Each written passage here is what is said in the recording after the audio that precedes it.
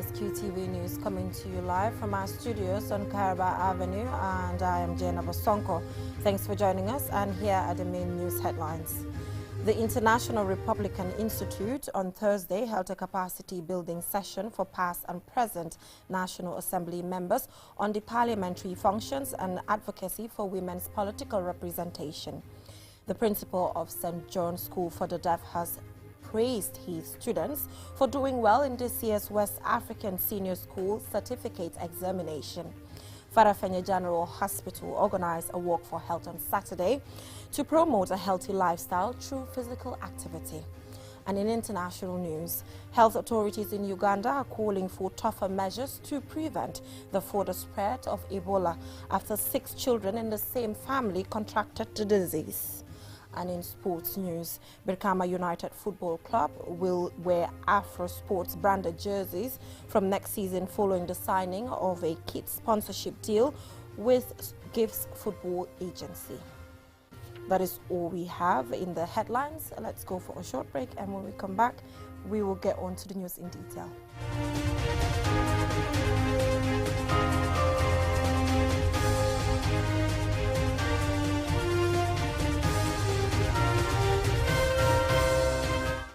Thank you so much for joining us. If you're just tuning in, you're watching QTV News, and I am Jane Abosonko.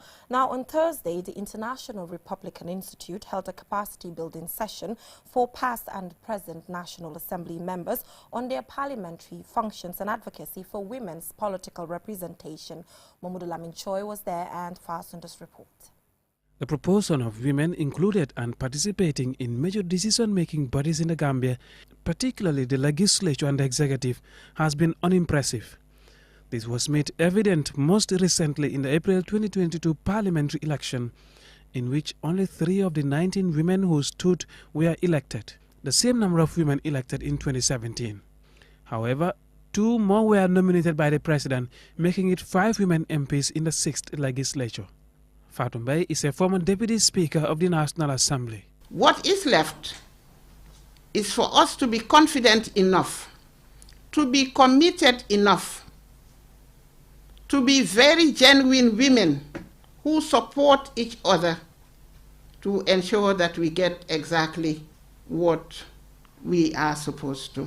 The obvious indication further down the political hierarchy of the Gambia is an underrepresentation of women in high-profile public offices, one of them being the President's Cabinet, which has 3 women out of the 22 ministerial positions. This effectively reduced the percentage of women in the President's Cabinet from 21% in the previous Cabinet to 13.6% in the present one. Fabakary Tombong Jatta is the Speaker of the National Assembly. The inclusion of women in political process is a key element in achieving a truly inclusive democracy, and women must have the chance to exercise their political rights and participate in all decision-making processes. The lack of a quota system in the Constitution to reserve seats for women in the legislature is regarded as unfavorable in a patriarchal society where discrimination and violence against women appear to be the norm. An attempt to introduce a quota system in a constitutional amendment bill by the NAM for Banjul South, Fatoumata Njie, was thwarted after many NAMs failed to attend the second reading of the bill. She is now the Assembly Chair for the Gender and Children Committee. As the first step to achieve this is to join the advocacy for the speedy reintroduction of the failed constitutional amendment to enlarge the Parliament. As Chair of the Gender and Children's Welfare Committee, I and my colleagues will make it a priority for the committee to come up with a committee bill to this effect with the support of the leadership of the Parliament under the Right Honourable Speaker. In a country where nearly 60% of its population and registered voters are women, it is difficult to understand the source of the general problem of women's underrepresentation in decision-making. Fatoumata Jahumpasise is a former Speaker of the National Assembly. I think the problem lies in many aspects, but for me, what I believe is more of sensitization at the grassroots, because people are yet to accept us as women to take up political positions in this country. Recognizing the gender equality and equity gap in our political spectrum, the International Republican Institute brings together these past and present members of the Assembly for training to build their capacity on their parliamentary functions and advocacy for equal political representation. Gambia, as a member of the global village, cannot afford to continue to remain behind in the efforts to increase women's representation in public life. A significant point stressed at this event on the need to close the gap of the low level of women's political representation in decision-making is that stated political commitments must be turned to actions. Mahmoud Lamin Choi, QTV News. Now, brilliant initiative there by the International Republican Institute. Now, from that, the principal of St. John's School for the Deaf has praised his students for doing well in this year's West African Senior School Certificate Examination. Mr. Mende was speaking following a presentation of 2 minibuses to the school by Little Smile Foundation. This story is by Lena E. Ikwenjiba. St. John's School for the Deaf was established to ensure deaf children in the Gambia could acquire quality education. Despite the language and communication barrier and other challenges the school faces, Daniel Mendy, the principal of St. John's School for the Deaf, shared the students' performance in this year's West African Senior School Certificate Examination. This year, I can beat my chest to say yes, our grade 12, where everybody is almost crying. The list among those of our students, there are about 10 of them this year, that Saturday, the WAS exams. The list is 3 credits and 2 passes. None has flat, none of them. Mr. Mendy believes the reason most of their students do not go on to university after graduating is because of the requirements. You must have credit in English and maths, and these are subjects that are very, very rare to come by here. There must be exceptions because of their condition. There should be provision to cater for them. Pupil numbers at the school have increased considerably in recent years. The school was donated buses to transport the children to and from school. However, the buses had a breakdown and students either walked to school or joined public transport. However, the presentation of these 2 new school buses is expected to ease transport challenges. Aissatou Cissé, the school's head girl, is grateful and delighted about the new buses. She also seeks more help, especially from the government. I want the president to help the deaf school with more vehicles. These are good, but will still not be enough for our needs. We will want him to give us scholarships. Many deaf people out there are not educated. At least scholarships will bring them to school. Musa Magasi, a student at the school, was also grateful to the donors. We are lucky and very happy to get these buses. Transportation is always difficult, especially in the morning when coming to school.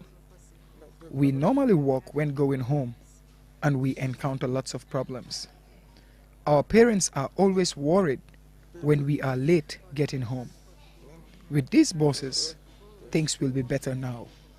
We thank the donors that supported us. Sustainable Development Goal 4 advocates for quality education and promoting lifelong learning opportunities for all.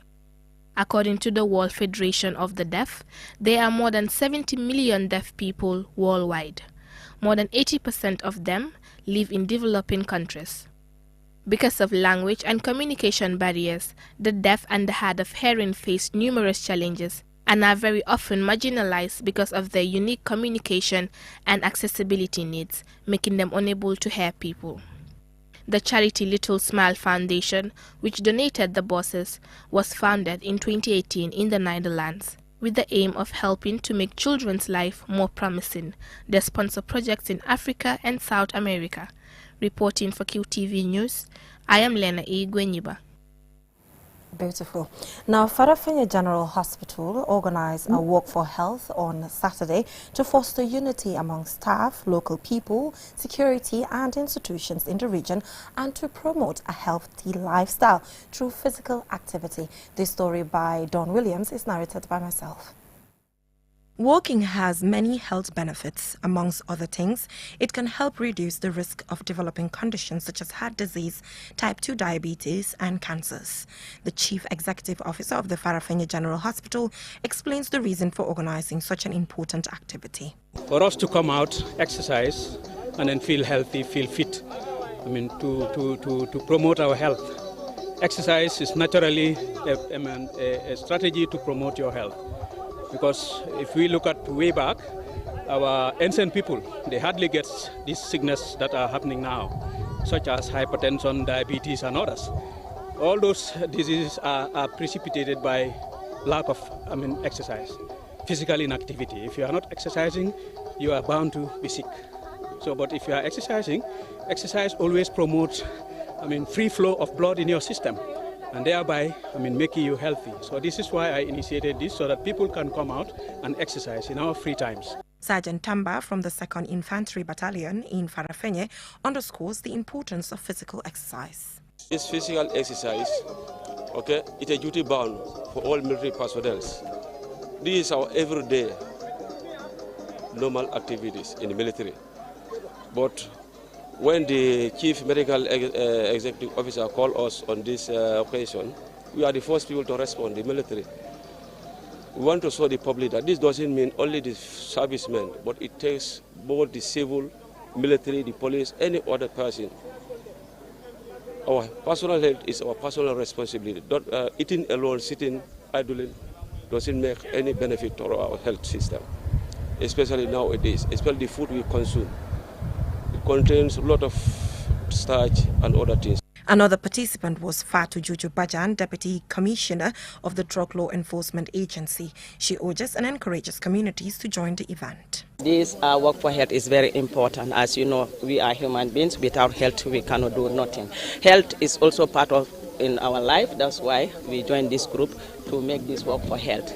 But it's only the security and the CEO of Farafenni Hospital and some of the community members who come to join us. So I'm urging the community to come out and join us with food hands. Maybe every fortnight we can do this kind of routine every fortnight to make this work for health fruitful. Walking at a brisk pace for at least 30 minutes a day has proven to drastically reduce your chance of developing heart disease, cancers, and dementia. It is also great for lowering blood pressure. Reporting for QTV News, I am Jenna Basonko. I am definitely joining the next Walk for Health there in NBR. So from that story, we'll go for a short commercial break, and when we come back, we have international and sports news. Do stay.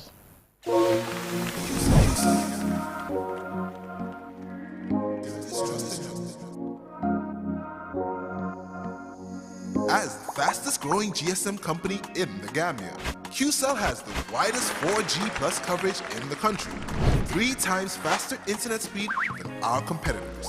So switch now and dial *335# and enjoy what true 4G feels like. QCell, the Gambia's trusted network.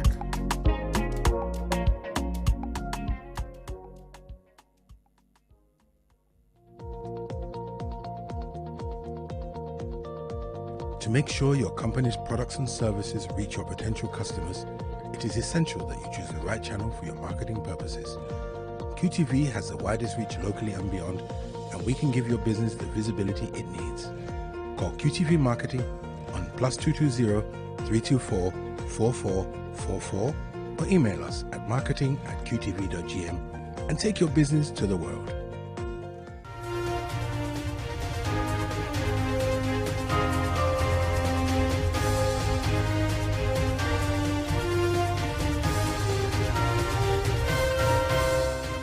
Welcome back from that short commercial break. If you're just tuning in, you're watching QTV News, and I am Jenna Basonko. Now on to news beyond our borders.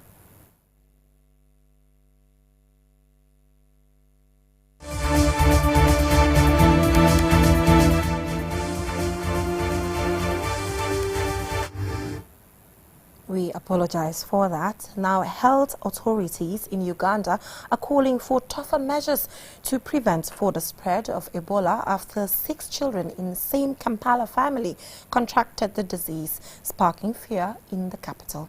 More in this report by Aliu Sise. Uganda health authorities confirmed the 6 siblings contracted the virus after a relative came to stay from one of Uganda's worst affected districts, Mubende and Kasanda, and later died. The Ebola virus is spread faster in densely populated areas, and this particular strain of Ebola, called the Sudan strains, has no vaccine yet. According to the BBC, Uganda had recorded 109 cases and 30 deaths since the outbreak began in September. As of Monday, 15 of those cases were in the capital, Kampala. The country's long-time serving president, Yoweri Museveni, is being blamed for acting too late on the early warnings from health workers. Uganda's health minister, Jane Ruth Essing, expressed concern about transmission of the virus in urban areas where the population is highly mobile. Though the identities of the siblings have not been revealed, the school they attend has been identified and remains open. There is a great fear that the virus will spread faster in Kampala and to other countries as the economic hub of Uganda.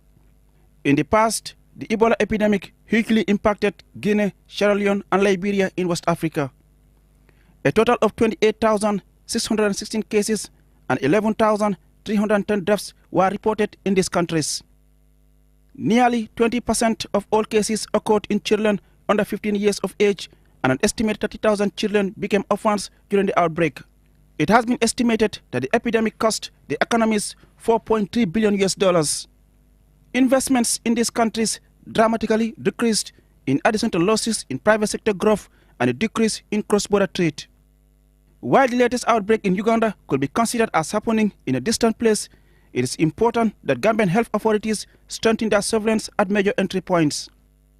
Ebola is transmitted to people from wild animals and spread in the human population through human-to-human transmission.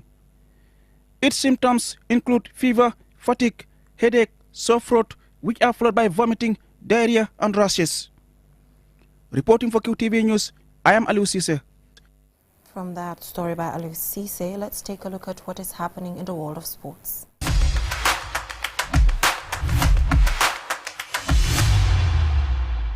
The Brikama Sports Committee has signed a kit sponsorship deal and MOU with GIFTS Football Agency.